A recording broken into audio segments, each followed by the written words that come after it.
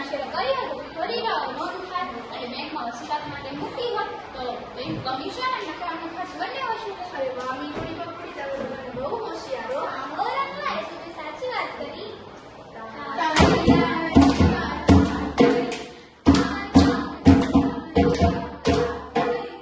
હુંડીના નિકાલની ચાર ચાર રીતો છે, સમજી લેજો બરાબર કે હોવે હોવે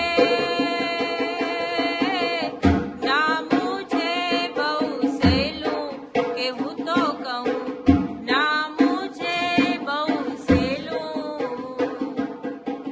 પહેલી રીત છે પોતા પાસે રાખવી હુંડી, બીજી બેંકમાં વટાવવી, કે હોવે હોવે નામું છે બહુ સહેલું. ત્રીજી રીત છે વેચાણ શેરો કરવી હુંડી, ચોથી બેંક મારફતે વસૂલી, કે હોવે હોવે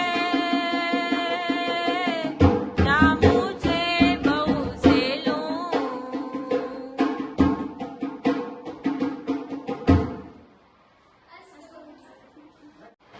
તમને સમજાણું, ખબર પડી? હવે હુંડીની નોંધ આવડી જશે ને? નમસ્તે, અમારા માર્ગદર્શક શિક્ષિકા શ્રી ભાવિનીબેન ત્રિપાઠી.